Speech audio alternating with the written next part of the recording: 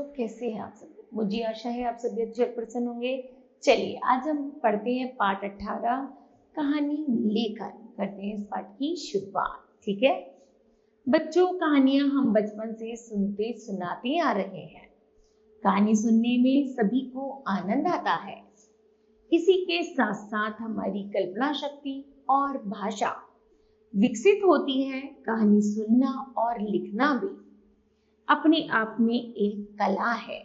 कहानी लिखने से पहले जिस विषय पर कहानी लिखनी है उसकी एक रूपरेखा अपने मन में बना लेनी चाहिए, फिर उसे लिखनी चाहिए। लिखते समय जहां तक संभव हो वाक्य छोटे व स्पष्ट होने चाहिए। कहानी में रोचक घटनाओं का समावेश होना चाहिए। धीरे धीरे कहानी को आगे बढ़ाते हुए स्वाभाविक किंतु प्रभावशाली ढंग से उसका अंत करना चाहिए। ठीक है, चलिए दी गई कहानियों को ध्यानपूर्वक पढ़िए एवं समझिए। जैसे पहला है सन्यासी का गाना।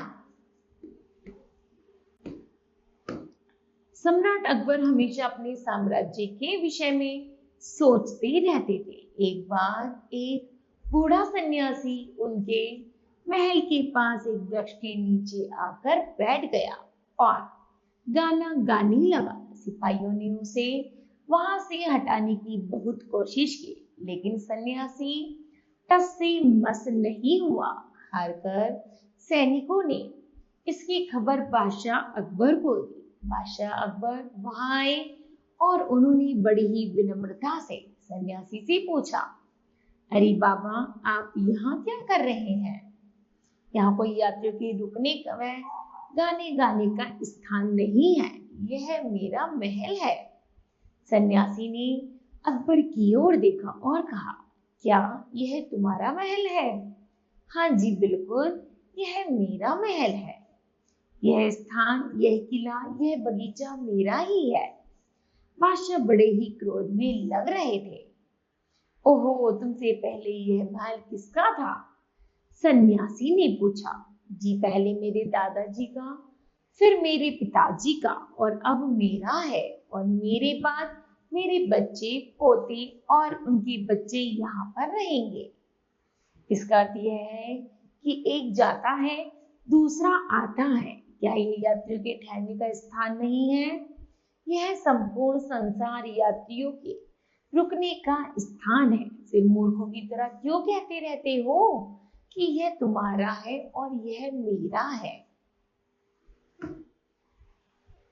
हाँ, यह सही है, तुमने मेरी आंखें खोल दी। इस प्रकार अकबर ने जीवन की सच्चाई को महसूस करते हुए उस सन्यासी से कहा। उस सन्यासी ने अपनी सफेद दाढ़ी उतार दी और खड़ा होकर बीरबल मुस्कुराने लगा। कहानी से बच्चों हमें शिक्षा मिलती है कि प्रत्येक व्यक्ति को संसार छोड़कर जाना है, इसलिए हमें सांसारिक सुख सुविधाओं की वस्तुओं का लालच नहीं करना चाहिए। ठीक है, इस तरह बच्चों यह पाठ समाप्त होता है। मुझे आशा है कि आप सभी को भी यह पाठ समझ आया होगा। धन्यवाद।